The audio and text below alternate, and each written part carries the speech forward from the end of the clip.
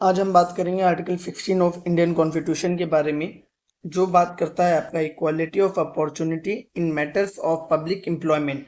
जैसा कि आप जानते हैं, आर्टिकल 15 हमारा एम्प्लॉयमेंट के ऊपर ज़्यादा फोकस करता है। ठीक है, तो जो भी स्टेट में आपके पास पोस्ट है, एम्प्लॉयमेंट पब्लिक एम्प्लॉयमेंट की होगी, अपॉइंटमेंट की होगी, तो उसमें आपको इक्वल अपॉर्चुनिटी दी जाएगी। आर्टिकल 15 यही बताता है। इसके दो प्रोविजन है। पहला प्रोविजन इसका कहता है there shall be equality of opportunity for all citizen. ये केवल सिटीजन्स को मिला है, नॉन सिटीजन्स को नहीं। In matters relating to employment और appointment to any office under the state. State के अंदर आपकी जितनी भी पब्लिक वैकेंसीज हैं, अपॉइंटमेंट्स हैं, जैसे कि प्राइम मिनिस्टर, सीएम, इसके बाद आईपीएफ, तो हर व्यक्ति के पास इक्वल अपॉर्चुनिटी है। इनके साथ किसी भी प्रकार का डिस्क्रिमिनेशन नहीं होगा। हमारा प्रोविजन 2 हमें बताता है 7 ग्राउंड। वो कौन से हैं? Religion, race, caste, sex, different place of birth और रेजिडेंस। ये 7 ग्राउंड, इन 7 ग्राउंड पे आपके साथ स्टेट किसी भी प्रकार का डिस्क्रिमिनेशन नहीं करेगा। ठीक है, अगर कल को स्टेट कोई 8वां ग्राउंड लेकर आ जाए, जैसे कि एज लिया है कि आपको पर्टिकुलर जॉब के लिए इतनी एज चाहिए, तो ये डिस्क्रिमिनेशन नहीं माना जाएगा, क्योंकि ये 8वां ग्राउंड है। ठीक है, हमने आर्टिकल 16 के प्रोविजन को देख लिया। अब इसके एक्सेप्शन भी देख लेते हैं कि क्या एक्सेप्शन है। इसके 4 एक्सेप्शन है, 1 2 3 4। ठीक है, पहला एक्सेप्शन क्या कहता है? Parliament can prescribe resident as a condition. Parliament के पास ये पावर है कि वो रेजिडेंस को एज अ कंडीशन लगा सकती है किसी भी एम्प्लॉयमेंट या अपॉइंटमेंट के लिए, फॉर अ सर्टेन एम्प्लॉयमेंट और अपॉइंटमेंट। ठीक है, इन स्टेट और यूनियन टेरिटरी और लोकल अथॉरिटी और अदर अथॉरिटी। ठीक है, हमारे पास द पब्लिक एम्प्लॉयमेंट एक्ट 1957 था, जो कि 1974 में एक्सपायर हो गया।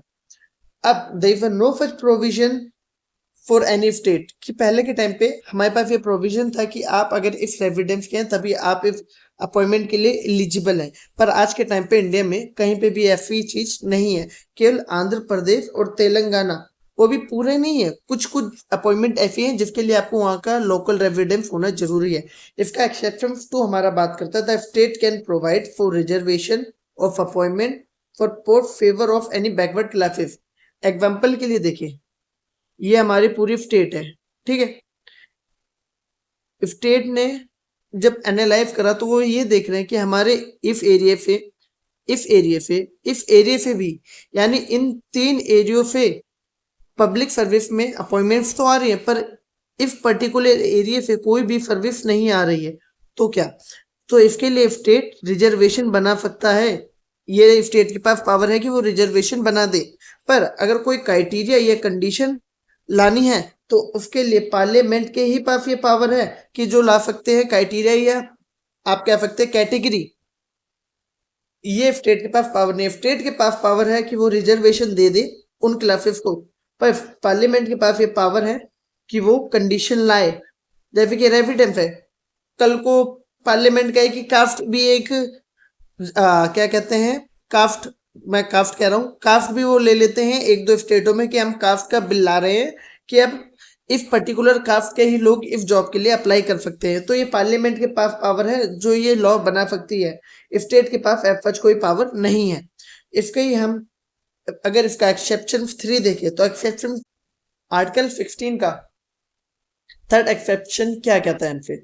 आर्टिकल 16 का एक्सेप्शन 3 हमसे ये कहना चाहता है कि देखो, a law can provide that the equipment of an office related to religious provincial institution or the member of a governing body should be belong to the particular religion। अब इसको एक एग्जाम्पल के थ्रू समझते हैं तो ज्यादा better understand आएगा, understanding होगी हमारी।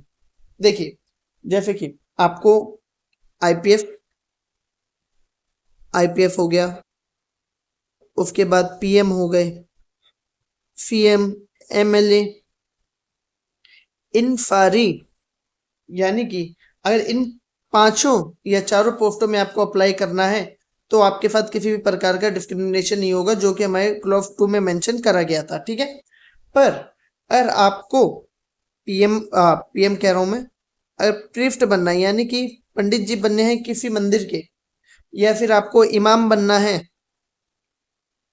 किसी मस्जिद का, तो आप वो नहीं बन सकते जब तक आप उस रिलीजन से बिलोंग ना करते हो।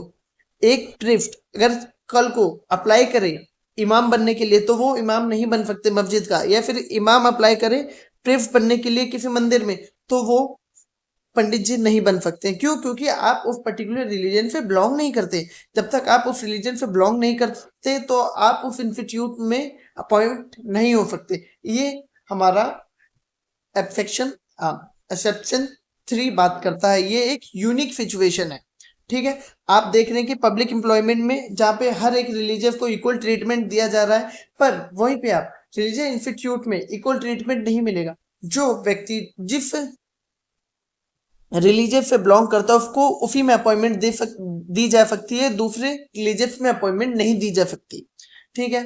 तो अब इसका हम बात करते हैं 4 के बारे में। तो एक्सेप्शन 4 हमसे हमारा क्या कहता है? तो जो एक्सेप्शन 4 है वो बेसिकली बात करता है SC, ST, OBC, जो भी इन कैटेगरी में फॉल नहीं करता उसे इकोनॉमिकली वीकर सेक्शन की कैटेगरी में फॉल कर सकता है, अगर उसकी जो सैलरी हो गई या वेजेस हो गए वो स्टेट के थ्रू एनालाइज करे जाते हैं। जैसे कि दिल्ली में EWF के लिए वही एलिजिबल है जिसकी सैलरी 8 लाख से ईयरली कम है, वही EWF के कैटेगरी में फॉल करता है। तो ये क्या है, उसको 10% का रिजर्वेशन दे सकते हैं। जो EWF का रिजर्वेशन है वो 10% से ऊपर नहीं दिया जा सकता। इसको आप 5 दो, यानी स्टेट ये अपने थ्रू कम कर सकती है, पर ज्यादा नहीं कर सकती है 10% से। अब हम देख लेते हैं कि आर्टिकल 15 और 16 में क्या डिफरेंस है। तो यहाँ पे केवल एक माइनर सा डिफरेंस है। आर्टिकल 15 ने हमें 5 ग्राउंड बताए थे, religion, race, caste, sex, place of birth. और ऑन द अदर हैंड जब हम बात करते हैं आर्टिकल 15 में, तो डिफेंट और रेविडेंट, ये दो हैं जो कि आपको एक्स्ट्रा देखने को मिलते हैं आर्टिकल 15 में। तो आज के लिए इतना ही, आपसे मिलते हैं अगली वीडियो में। जय हिंद।